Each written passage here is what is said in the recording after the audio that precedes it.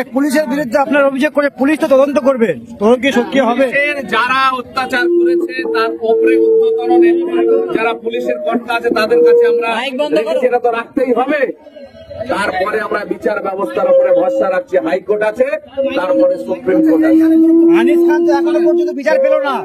আনিস খান তো এখনো পর্যন্ত বিচার পেল না, কি পাবে? আনিস খান পেল না বলে কি আমরা লড়াই থেকে থেমে যাব? আমরা বিচার ব্যবস্থাকে আস্থা রাখবো না? তাহলে তো আমাদের এক্ষুনি পুলিশ প্রশাসনের বিরুদ্ধে জিহাদ ঘোষণা করতে হবে। সেটা কি সম্ভব?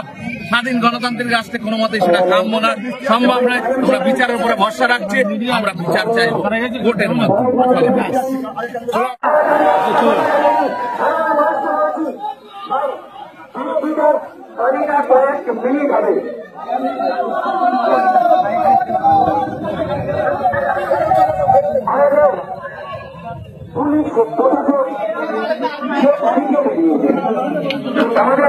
আমাদের জেলা সভাপতি আব্দুল মালিক মোল্লা সাহেব উপস্থিত হয়েছেন।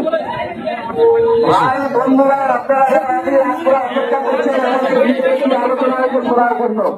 আমরা কোনো কিছু গোপনের ব্যাপার নেই। আপনারা সবাই মর্মাহত, সবাই মনের যন্ত্রণা নিয়ে আজকে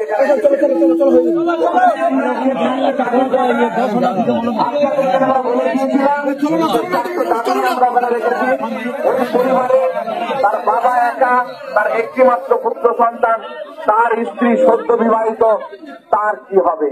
তার উপযুক্ত ক্ষতিপূরণ, চাকরি সহ কোনো ব্যবস্থা করতে হবে। আর যারা মার্ডার করেছে আসামি যারা, তাদের অবিলম্বে অ্যারেস্ট করতে হবে।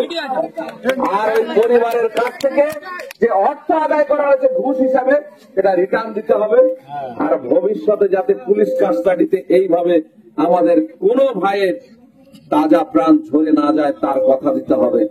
এই 4খানা দাবি, 5খানা দাবি তারা মেনে নিয়েছে। এসপি সাহেব সত্যি তিনি সদয় ব্যক্তি। তিনি বলেছেন আমার পরিবারের হলে যে ধরনের আমি স্টেপ নিতে হবে সেরকম ভাবেই ব্যবস্থা নেবো। আপনারা নিশ্চিন্তে যান।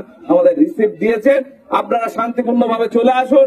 নওশাদ ভাইকে নিয়ে আমরা জানাজা করে লাশ মাটি দেব। দেওয়ার পরে বাকি যে করণীয় কাজ আমরা করব, সেটা আবার আপনারা ওখানে জানবেন।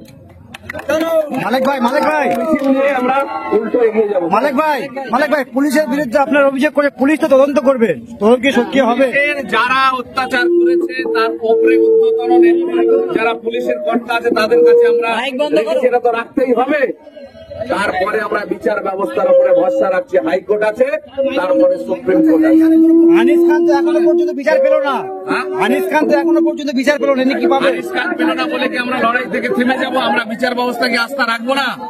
তাহলে তো আমাদের এক্ষুনি পুলিশ প্রশাসনের বিরুদ্ধে জিহাদ ঘোষণা করতে হবে। সেটা কি সম্ভব? স্বাধীন গণতান্ত্রিক রাষ্ট্রে কোনো মতেই সেটা কাম্য না, সম্ভব নয়। আমরা বিচারের উপরে ভরসা রাখছি, আমরা বিচার চাইব কোর্টের মাধ্যমে।